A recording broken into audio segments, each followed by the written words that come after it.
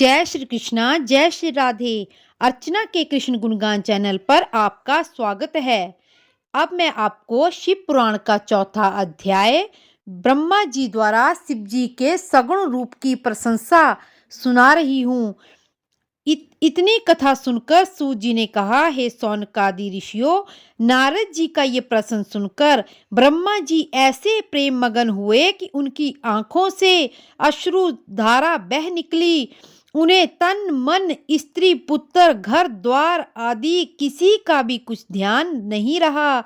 बहुत देर बाद जब वो होश में आए तो शिव शिव कहते हुए शिव जी का ध्यान करते हुए हंसकर बोले, हे नारद, तुम्हें बहुत बहुत धन्यवाद है। तुमने मेरे संपूर्ण कुल को मुक्त किया है, क्योंकि तुम्हारे हृदय में भगवान सदाशिव की भक्ति उत्पन्न हुई है। इस प्रकार प्रशंसा करने के उपरांत पितामह ब्रह्मा जी ने नारद जी से कहा कि हे नारद, मैं सर्वप्रथम अपनी बुद्धि के अनुसार भगवान सदाशिव के निर्गुण चरित्र का वर्णन करूंगा, तद उपरांत उनकी सगुण महिमा को भी कहूंगा। तुम्हें यह ज्ञान लेना चाहिए कि जिसमें सृष्टि का कहीं चिन्ह भी नहीं था, उसमें भगवान सदाशिव ही निर्गुण रूप से सर्वव्यापक सच्चिदानंद रूप एक पार ब्रह्म थे। वे सदाशिव सत्य ए परमानंद रूप थे। वे मन तथा वचन के स्वामी थे। वे किसी के वशीभूत ना तो देखने में आते हैं और ना उनका कोई आदि अंत जानता है। वे किसी के वशीभूत होकर संपूर्ण सृष्टि के स्वामी बने हुए हैं।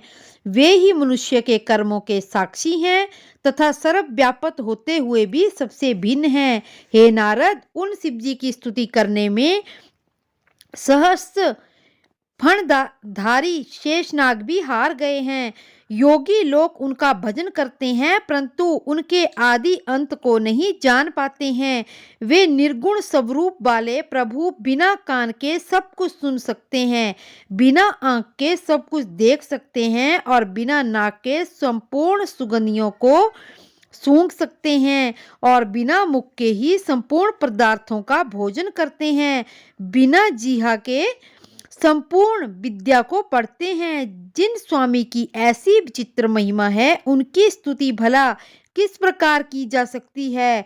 हे नारद, ऐसे निर्गुण स्वरूप भगवान सदाशिव ने जब अपने मन में यह इच्छा की कि हम एक से अनेक हो जाएं, उस समय वे सगुण रूप हो गए और उनके निर्गुण व सरगुण रूप में कोई अंतर नहीं है। उन्होंने विष्णु और ब्रह्मा को उत्पन्न किया है।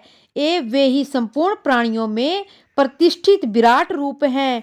उनके सहस्रों नाम हैं, जिनमें शिव शंकर, हर हर महादेव, महेश, परम देव, वामदेव, जगदीश्वर, परमेश्वर, परमात्मा, ब्रह्म, गिरीश, शंभु, सदाशिव, अनीश, विबुध, पार्वतीपति, बकरी, त्रिशूल पाणी, ईश्वर, सुखदाता, अनादि, अनंत, सर्व आदि संसार में अधिक प्रसिद्ध हैं। वे भगवान सदाशिव, ब्रह्मा और विष्णु द्वारा मान प्राप्त करते हैं। संपूर्ण सृष्टि को उत्पन्न करने वाले तथा भक्तों को आनंद देने वाले भगवान उमापति ही चंद्रमा आदि सहस्त्र गुणों से भरी हुई संपूर्ण सृष्टि एवं ब्रह्म, विष्णु और रुद्र आदि के उत्पन्न करता है। इस प्रकार भगवान सदाशिव अपने सहस्रों नामों से संपूर्ण लोकों में प्रसिद्ध हैं। हे नारद, अब तुम उन त्रिशूल पाणी भगवान सदाशिव के सगुण रूप का वर्णन सुनो, जिनका स्मरण करने से संपूर्ण पाप नष्ट हो जाते हैं। अपने सगुण स्वरूप में वे मस्तक पर जटाजूट एवं गंगा जी को धारण किए हैं। उनके भाल पर चंद्रमा की कला एवं धनुषाकार त्रिपुंड विराजमान है। वे कानों में कुंडल पहने हैं और सूर्य, चंद्रमा तथा अग्नि के समान 3 लाल नेत्रों को धारण किए हुए हैं तथा उनका प्रभात कालीन सूर्य के समान मुख पूर्व दिशा की ओर रहता है और उनका दूसरा मुख दक्षिण दिशा की ओर रहता है। उनके कंठ में 3 लकीरें हैं।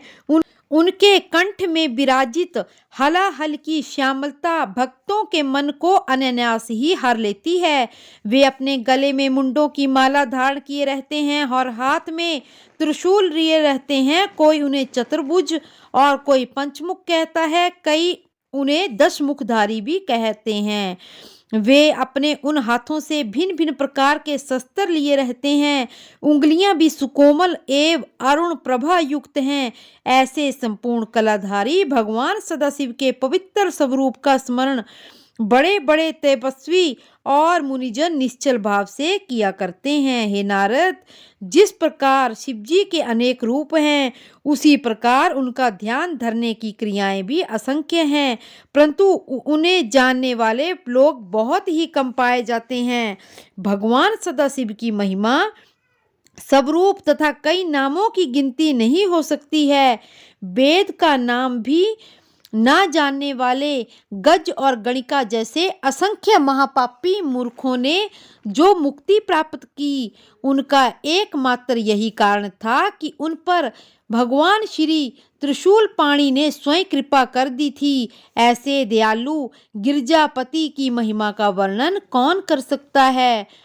हे नारद, भगवान सदाशिव ने अपने आनंद के निमित्त शक्ति को प्रकट किया था, अर्थात भगवान त्रिशूल पाणि के तेज द्वारा महाशक्ति का जन्म हुआ है। उस महाशक्ति का जो रूप है वह मैं तुम्हें बताता हूँ। वे देवी 16 श्रृंगार किए हुए हैं।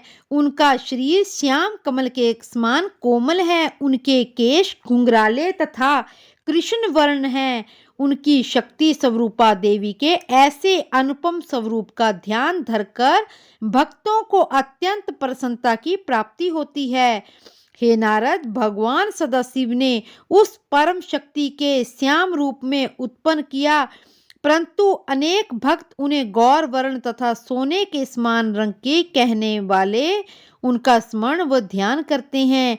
इस संसार में जो कुछ भी दिखाई देता है और जहाँ तक वचन तथा मन की गति है, उन सबको इन आदि शक्ति की कृपा से ही उत्पन्न समझना चाहिए। अब हम तुम्हें भगवान सदाशिव के स्वरूप के गूढ़ चरित्रों का वर्णन करते हैं। हे नारद, भगवान सदाशिव को पर ब्रह्म भगवती उमा को परम शक्ति समझना चाहिए।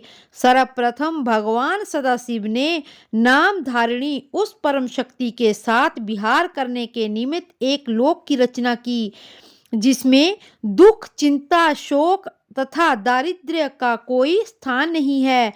वह लोक अत्यंत रमणीक, परम विचित्र एवं मनोहर है।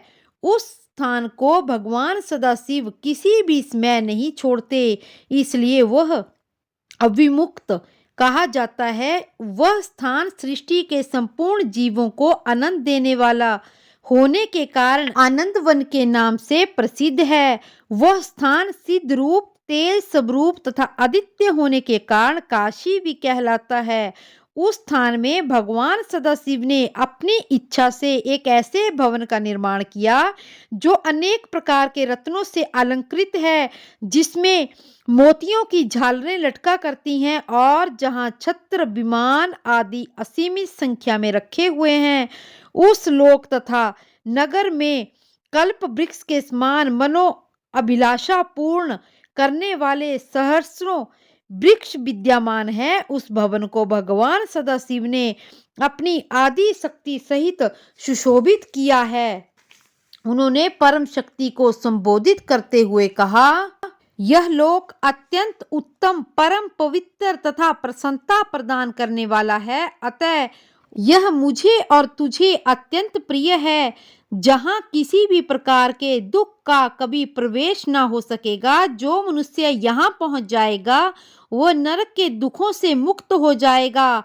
हम इस काशी की जो प्रशंसा करते हैं सो कोई आश्चर्य की बात नहीं है, क्योंकि उसकी स्तुति का वर्णन करने में वेद भी असमर्थ हैं। इतना कहकर भगवान सदाशिव भगवती उमा के साथ वहां विहार करने लगे। तब उनके शरीर में यह इच्छा उत्पन्न हुई कि हम कोई रचनात्मक कार्य करें। उस समय उन्होंने भगवती उमा से इस प्रकार कहा कि हे प्रिय, अब कोई ऐसा काम हम करना चाहते हैं जिससे हम दोनों को प्रसन्नता की प्राप्ति हो। ऐसे ही शिव पुराण के सारे अध्याय सुनने के लिए मेरे चैनल को लाइक, शेयर और सब्सक्राइब करें और कमेंट बॉक्स में जय श्री कृष्णा अवश्य लिखें। जय श्री कृष्णा, जय श्री राधे।